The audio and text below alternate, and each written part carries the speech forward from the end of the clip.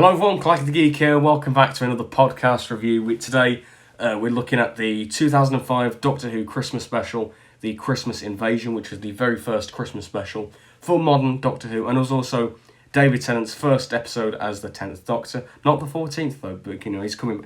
It's still mad that he's it's still mad that he's coming back. But speaking of people coming back, just like the Series 1 podcasts, we got Ronnie himself. How are you? I'm good, how are you? I'm great. It's been, I was going to say it's been so long since we did one of these. We tried doing this the other night, and it went, but we buggered it up. So we're trying this again. Aside from that, how has it been? Yes. Long, I think is the best word for it. I mean, how long's it been since the last episode? Was it 2021? Since the Series 1 stuff. Oh, yeah, it was like 20, it was like, it's been about 18 months, I think, we've since then. Jesus. God, it feels longer. It feels good to be back. A lot's changed for both of us. Yeah, we've been busy bees. I wanted to do this last Christmas, because obviously, you know, us doing Series 1, and this came out the same year as Series 1. I wanted to kind of do that, but we were in December, we were both busy. I had, like, exams and shows and all that stuff. You had stuff that you were doing as well. We were busy, but... Like I say, But we're doing it now, so... obviously, the first Christmas special and the first Tennant episode, this I think is going to be very interesting because I'm not too mad on this episode, and I know you really like it. And the thing is, with Series 1, we were often in agreement, so this is going to be quite interesting, I think, see where the differences are. So let's get into it. So obviously, this was Tennant's first story as the Doctor, and this is like carrying on from when we did the Series 1 stuff. It's the first time for New Who. It was the first time that there was a new Doctor. Because obviously Eccleston started off, but this is the first time that the audience had been through a regeneration, and this was their first glimpse at the new Doctor. How do you think this episode handles it? How do you think it handles it? I think it's... Yeah, it's very... I don't know how to word it, to be fair. It's like... Obviously, it's a brand new thing, and it's sort of set a precedent for everything else. Mm-hmm. But I feel like it's still very...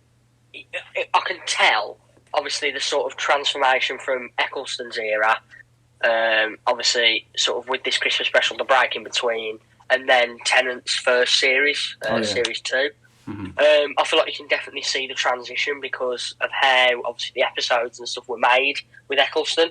Mm-hmm. And like what sort of jokes and stuff like that were made for his character or interpretation of the Doctor. Mm-hmm. And obviously this bit you see Tennant sort of come in, and you sort of you do get bits of Tennant's version of the Doctor in this first instant. Obviously sort of trying it out for the first time and getting the feel for it. But yeah, I think it's a good. I mean, like you said, I personally love this episode. It's just nostalgic, that sort of thing. But I think it sets a precedent for the rest of the Christmas specials in obviously modern Who. I did like what you just said about the sort of the kind of transition from Eccleston to Tennant. It's somewhat across the RTD era. I think you can definitely tell sort of growing in confidence as the era progresses. Yes. You know, the kind of building towards, obviously, you know, where it ends in, like, Series 4 and the specials, where it's, like, the peak of it all. But Series 1, it kind of does start off quite low-key, and it's quite goofy, Series 1. And I do think you still have that, but I think from this point onwards, it's not... I don't know, I do agree with that, what you said about the kind of, the transition. You can kind of see it happening here. Yeah. See, I think it's... One little point is that, like, obviously, each Doctor... They've sort of all got their own storylines, and obviously each Doctor brings to it. So, like, Christopher Eccleston was very much the hurt, time war, you know, sort of like broken Doctor. He's still healing, but obviously he's still got that fun and energetic thing that was in Classic Who. But then Tennant is sort of just like, and Daleks are dead, I'm done, I'm chilling, and he literally just goes out and lives his life. Yeah. Like, I mean, obviously getting off topic a little bit, but like I watched Tooth and Claw today. Oh yeah. And the intro is like obviously him saying like, "Oh, we're going to like this concert in 1979," and it's like it's a fun sort of little nod.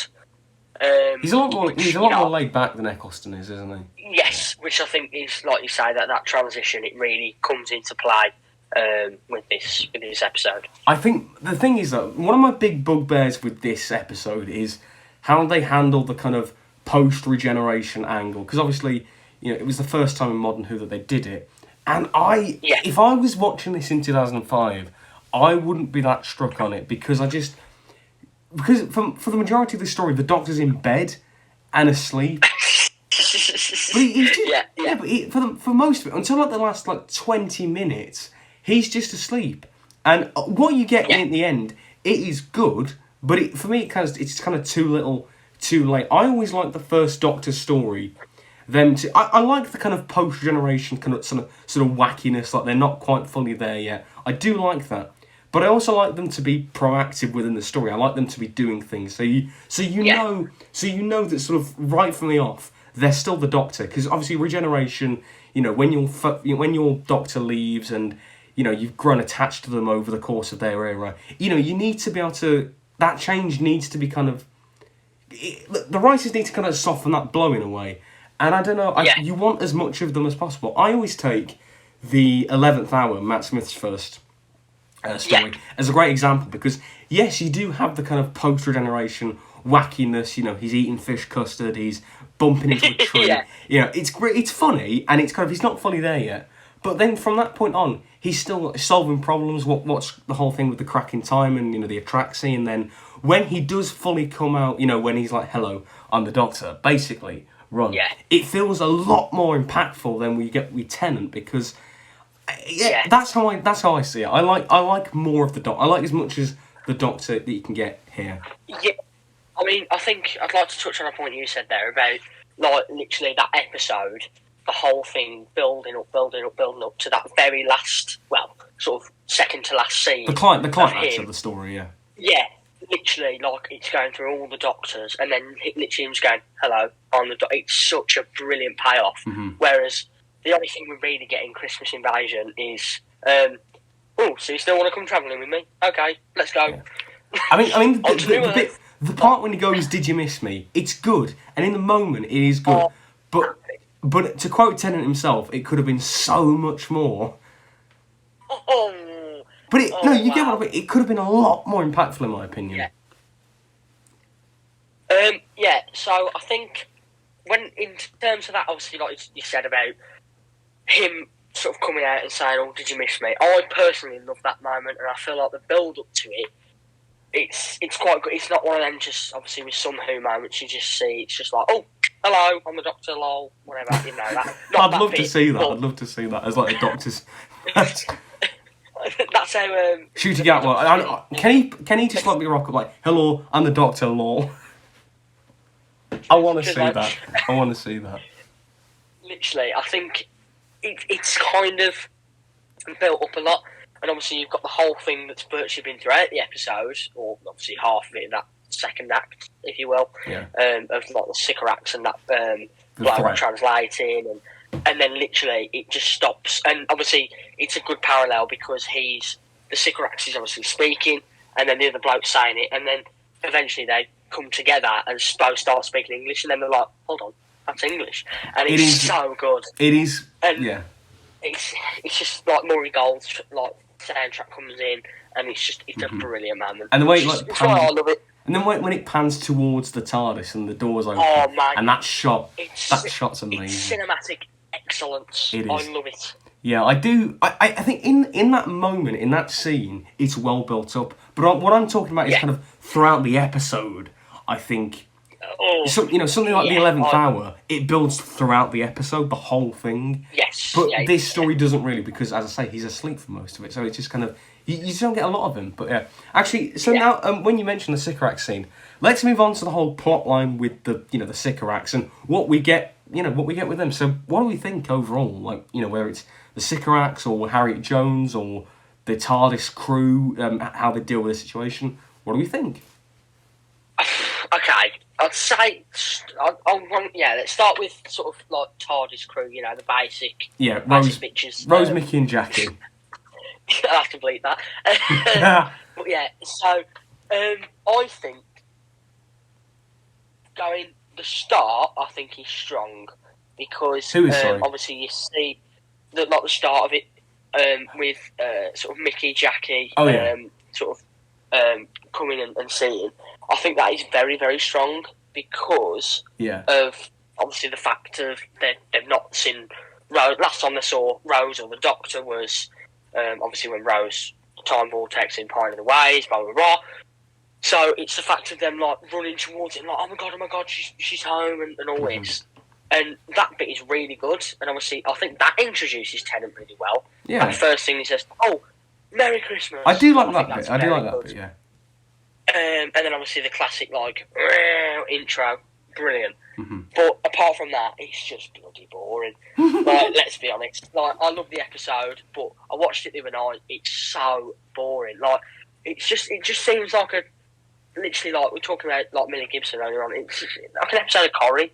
Like, you've got like little bits obviously of Doctor Who splashed in there, but it's just like Corrie or EastEnders. It's mixed with X-Files with the whole space probe stuff. It's like oh yeah, literally. Oh god, oh yeah, I completely forgot about that. It's just.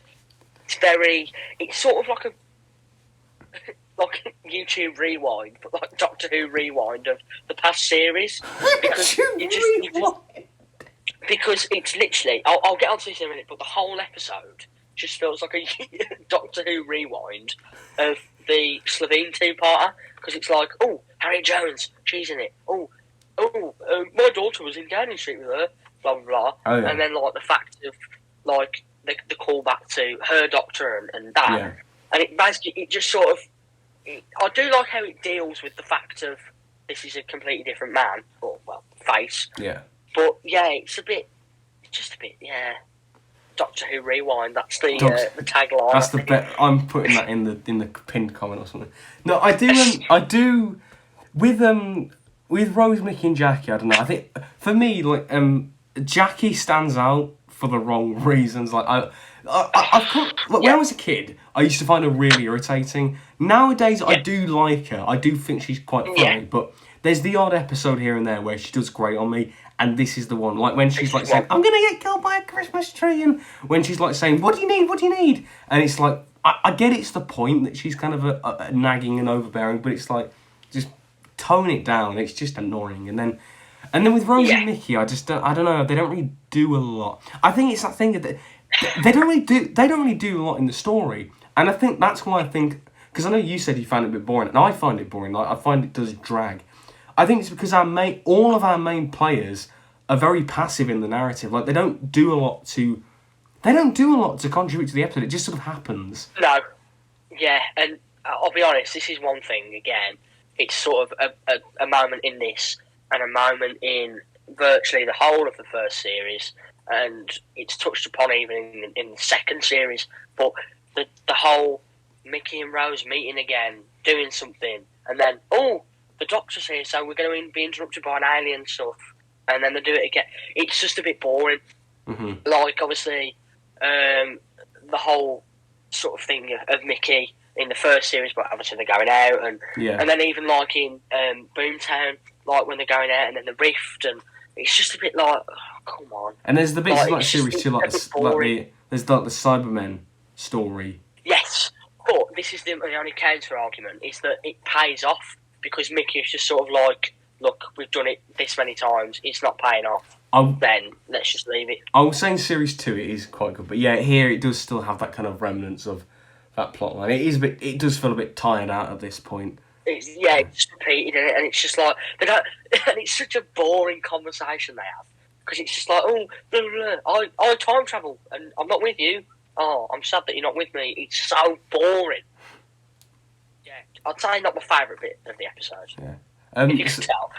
But, yeah, I was surprised at how negative you've been so far at the episode, but with I want to get onto now the Harriet Jones sort of plotline with the Sycorax and that threat. Yes. Because that's probably the best part of the episode. Like, I do really enjoy Harriet Jones as a character. You know, she's Prime Minister now. Penelope Wilton is always great. She's still really funny. Yeah, she's still really funny. The bit when she goes, "That's not my doctor," like that was pretty funny actually. Yeah. And she's just like, "Who is this? Who is this?" Yeah. She does confused really well. Yes. Yeah. I'll give you that. That's true. Yeah. She does do kind of confused very well, but also the bit at the end when obviously she kills the Sycorax with the laser. Oof. It's quite dark, but it's kind of like you do kind of feel sorry for her because she's just in a kind of like she looks worn down and tired, and it's like, you know, what could she do? It's an interesting kind of point, yeah. But I don't know. I think it could have been developed more though, maybe. Yeah, I'll agree with you there. I think she is very. I do like her in this. I like her as a character. I think she's very good. I even love how they brought her back in series 4. Journey's End. I really like that. And how she regrets it as well. Yes, which is such a great character arc over like 2-3 series. Like it's so good. Like it's such a slow burn. Obviously, you completely forget about it, and you're like, oh my god, it's that woman from the first series. It's Harriet Jones.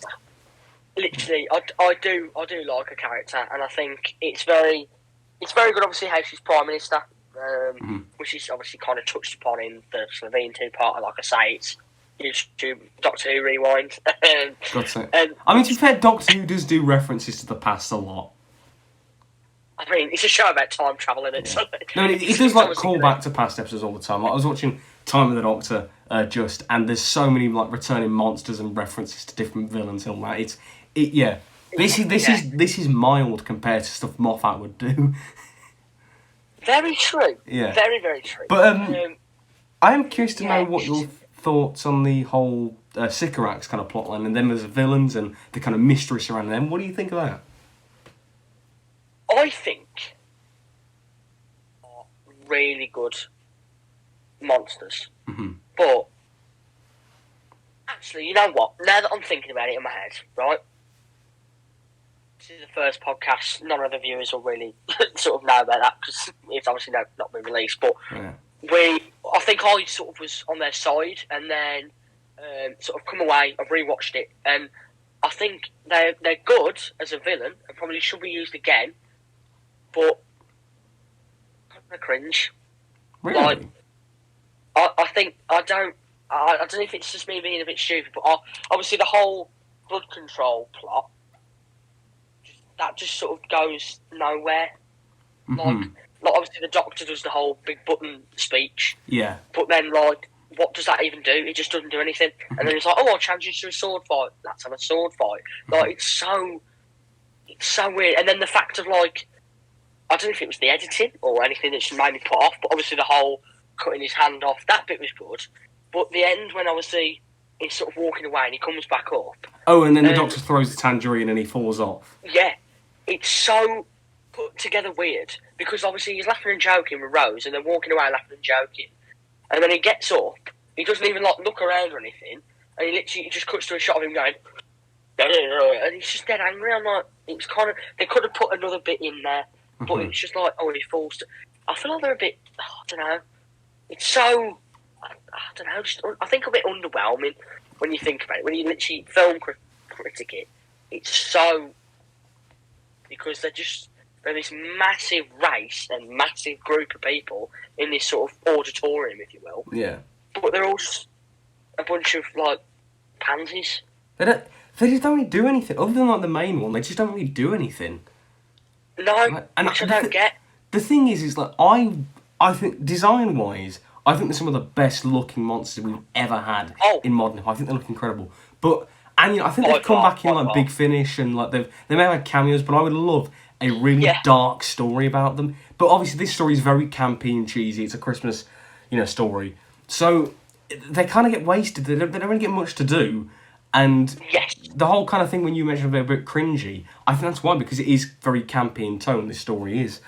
And also the plot line with the blood control thing, it's a cool idea, but because of how it's just sort of done with the great big button and whatnot, these ideas that are introduced throughout the episode, which take up a lot of time in the first, 2/3, kind of get. I think that's why it's underwhelming, because they kind of just get sort of forgotten about in favour of the Doctor coming back. I think that's why it's underwhelming. I think touching on one more thing, so you say about the design, I think you're right there. It's brilliant, and the one thing I do like about it is that how obviously with classic Doctor Who monsters, obviously not this doesn't apply to all of them, but you've got like the Cybermen, the Daleks, like Slovene, if you will, just you can name loads, but it's all sort of like high tech and sort of like space futuristic. Whereas really a sort of like slimline. Like they've got like big long robes on. The ship is like it looks like just a massive rock. Yeah. Like it's very. There's not really any technology about it, which is, I suppose, the kind of good bit with the obviously sword fight because it's quite noble, like a art noble thing, and like obviously the only real tech that they or thing that they have is the blood control bit. Yeah. But it kind of seems out of place. But one thing actually, like visually, I don't know if you noticed. I noticed really bad. Is that obviously when the Doctor's running about and doing his things, first when he runs up to the blood control and when he runs outside, all the other sort of characters that are there, like Harry Jones, Rose, Nikki, and the other two like Sycorax people that are there, they just sort of like run up behind them like it's sort of like a High School Musical thing. I don't know if you noticed that. Oh, I think I do. They kind of, yeah. It's weird. It's weird. It's odd staging. So weird. Yeah, because like even the Sycorax like run up to him like, oh my god, what's going on? It's like, odd. It's odd staging. Yeah.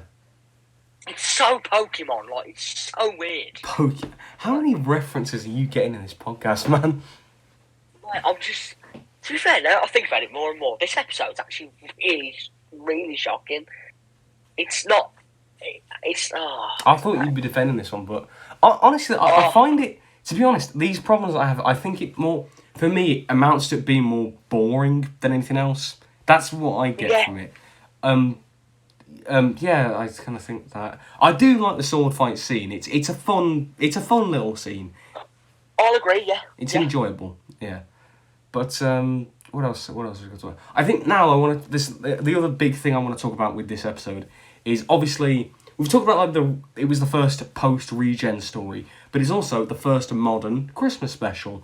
How do you? Because with RTD, his specials were more grounded and human. But Stephen Moffat did more fantasy. He was like headfirst in Fantasyland. And obviously, whichever style you prefer, that's all subjective. It's all personal taste. Personally, I think the Capaldi ones are the best. Just because, I don't know, maybe nostalgia does play a part in that, admittedly. But I do enjoy Capaldi's. But how do you think the Christmas stuff is handled? What are your thoughts on it in this story?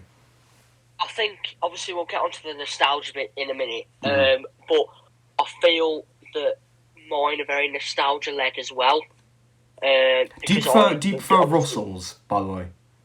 Yes. Right. Which is why, like, obviously, when you look at Christmas Invasion, Runaway Bride, Voyage of the Damned, like, The Next Doctor, even that, like, it's a weird episode, but even that, like, that just brings back such nostalgic feeling for me. Like, it's so, like, obviously the Doctor's on his own at this point, and was that the first 2009 special?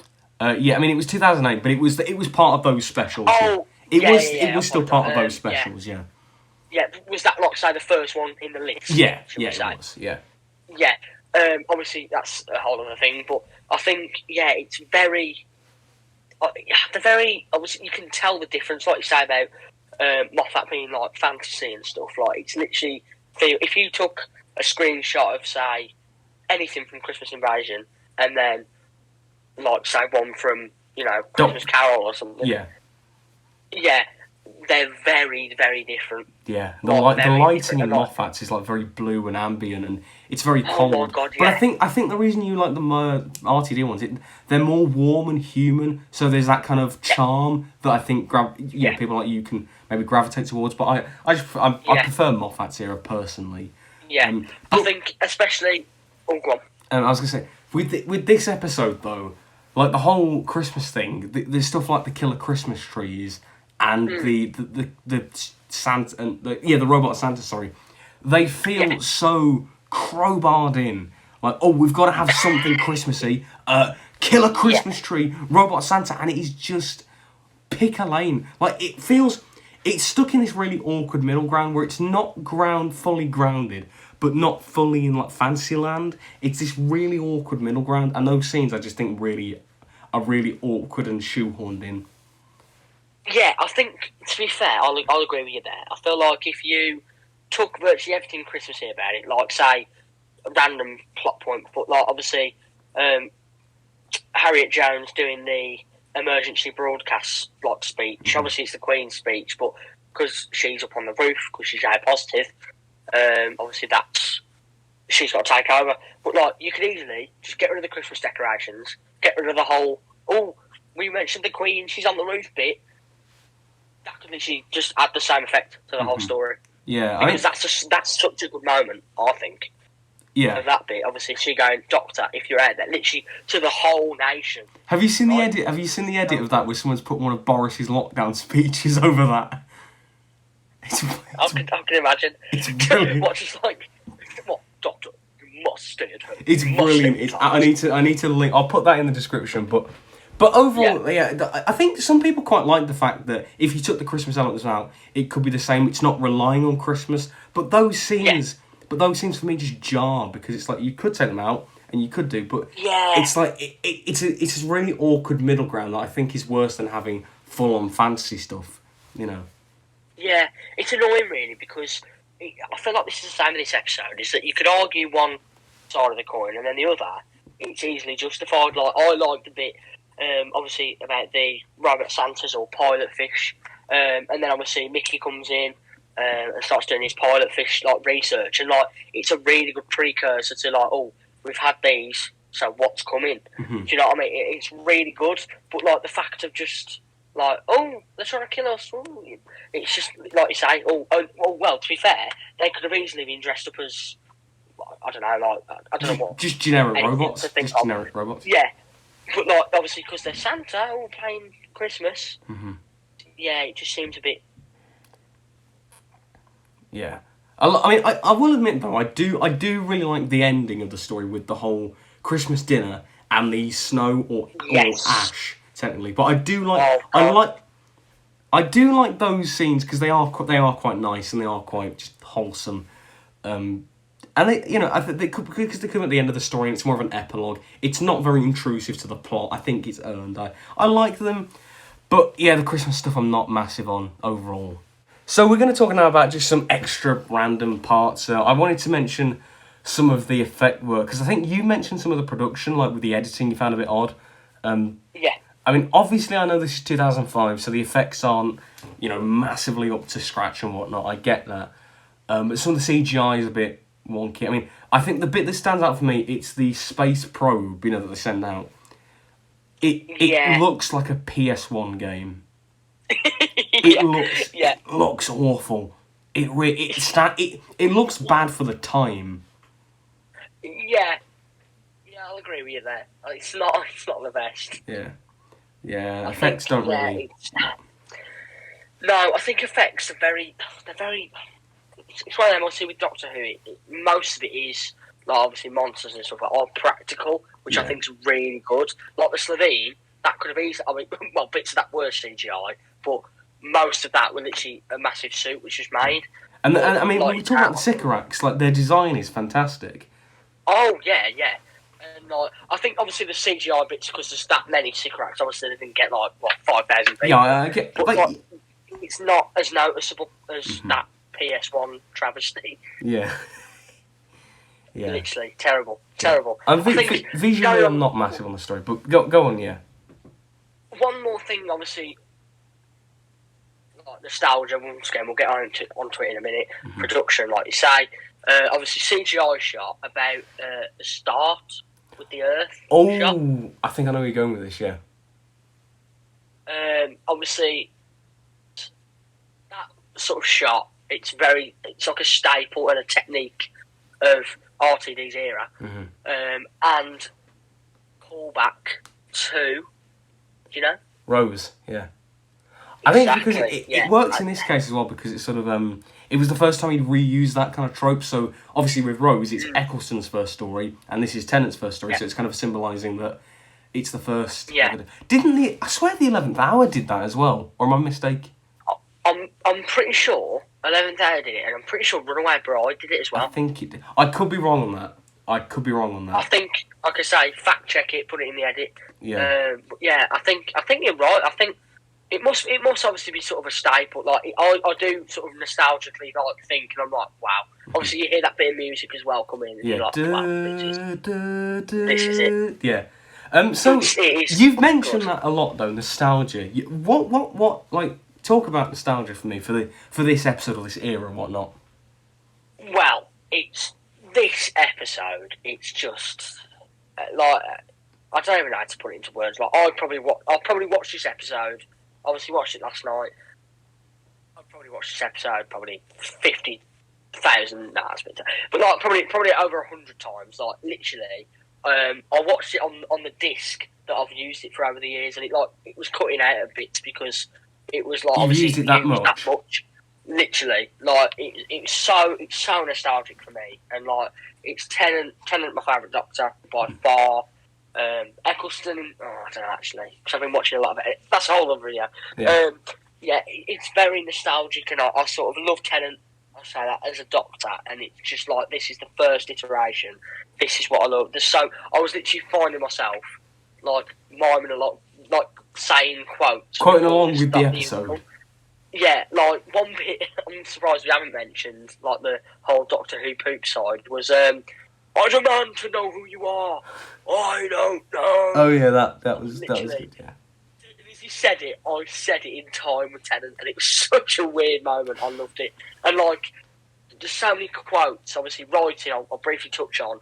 It's it's a bit weird. Like obviously, this new hand, it's a fighting hand. I do find that a little bit cringy. The kind of American accent.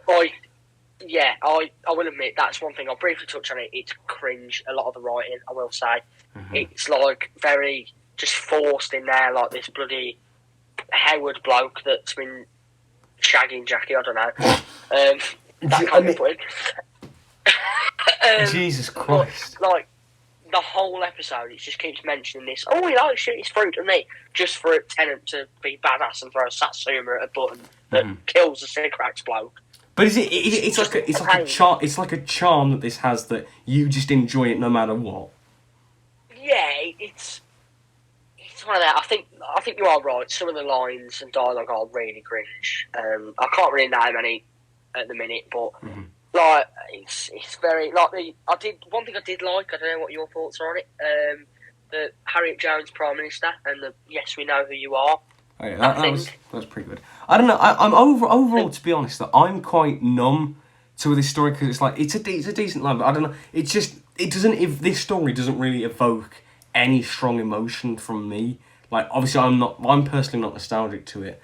If you want to talk about nostalgia with me, that would be the Capaldi era and like a lot of his Christmas specials actually, like Doctor Mysterio and Twice Upon a Time. I remember so vividly watching them, and maybe if I wasn't there watching them, so early in my fandom and whatnot, I probably wouldn't like them as much. But here we are, and so I think it just depends because I know we've criticised this a lot, and you were more negative than I was expecting, but because of the nostalgia, it just depends on the level of enjoyment that you can get from it.